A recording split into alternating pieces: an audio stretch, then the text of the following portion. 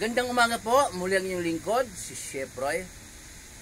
Ito po ay pagkalipas po ng Pasko, pero gaya po ng sinabi ko madalas po, ang sabi ng iba, sana araw-araw ay Pasko. Yung kapanganakan ng ating Panginoong Jesus ay pinagdiriwang po natin. Kahit na wala pong mababasa sa Bible na December 25, kailangan pong ipagdiwang din natin dahil para makumpleto po ang pagiging Kristiyano natin. Ang ibig sabihin ng Kristiyano po ay susunod sa turo ng ating Panginoong Jesus. Ang turo ng ating Panginoong Jesus, yun ang umuwi natin araw-araw po. Ngayon po ay ang pinaghandaan naman natin ay bagong taon naman ang pinaghandaan. Ay yun ang mga abala ng mga tao. Yung bagong taon po ay kadalasan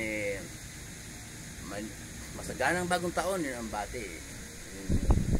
Kaya po sa pamumuhay natin araw-araw, yung mula nung January hanggang sa summer, sa tag-ulan, kung ano-anong naranasan natin, yung mga baha, bagyo,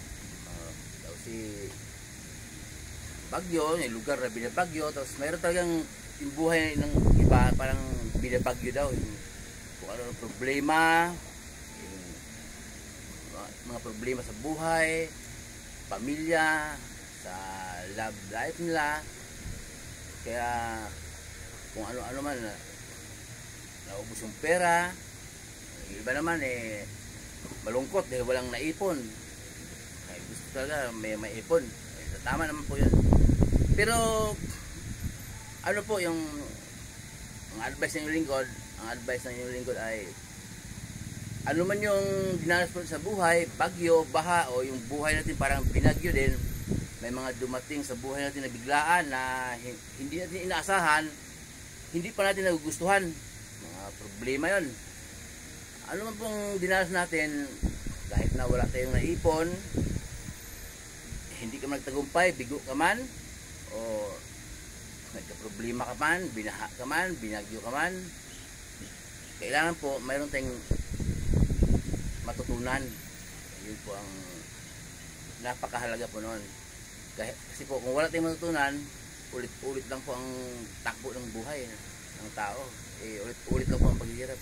May matutunan po tayo na harapin bagyo, baha, yung iba yung pagputok ng bulkan, lindol pa nga, minsan yun po, harapin pa natin dahil yun po galit ng Diyos.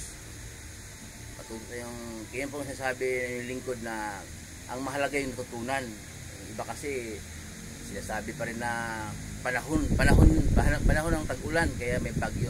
Pero yung bagyo po, biblical din, biblical naman talaga. Mababasa po natin na yun po galit ng Diyos, pagputok ng bulkan, baha, lindol, galit po ng Diyos yun. Kaya ang gaya na banggit ko kanina na ang mahalaga yung ating natutunan. Ano man ang problema sa natin, pagdaanan, mayroon tayong matutunan, damhin natin at huwag natin damdamin. Huwag natin damdamin kung nabigo ka man, talunan ka man. Ang mahalaga po yung natutunan natin. Pero natutunan natin talagang gamitin natin yan. At siyempre, humingi ng tawad sa Diyos, laging manalangin. Yun ang dapat na matutunan. Hindi yung baliwala lang. Kasi po, akala ng iba, kaya lang mamuhay ng sa sarili nila. Ang akala nga ng iba yung pag-asinso nila, sarili nilang galing, sarili nilang kayanan. Hindi po.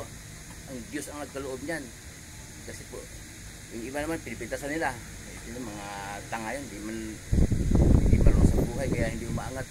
Hindi po, ang Diyos pong nagkaloob niya kung saan ka ilalagay. Kasi po hindi pa pwede na puro mayaman wala ka naman kung tauhan kung puro mayaman ng lahat ng tao sa mundo. Parang construction po, hindi pwede puro puriman. Mayroong utusan na paghalo ng simento, mayroong utusan na paghakutin yung mga buhangin. Kaya hindi lahat po engineer, gano'n. Kaya kung saan tayo nilagay ni Lord, tanggapin po natin. Para tanggapin natin maluwag at makikita naman ng Diyos na tayo po ay nakontento at sumunod sa kanyang kalooban. Ang kalooban ng Diyos Ama na makapangyarihan sa lahat. Mababasa po natin sa Mateo 17:5. Tinig talaga mula sa langit ang nagsabi na siya ang minamahal kong anak na lubos kong kinalulugan. Pakinggan ninyo siya. Si Jesus ang tinutukoy ng Diyos Ama na pakinggan natin. Kaya maliwanag po yun. So ang turo ni Jesus at pakinggan, yun ang ating matutunan. Muli po ang lingkod, si Chef Roy. Pagpapalain po kayo ng Diyos, sasabahan kayo ng Diyos kahit saan po kayo pupunta, sa mga trabaho ang pinasukan ninyo, mga negosyo, ano ang pinagkikitaan sa buhay, ayon sa kalooban ng Diyos.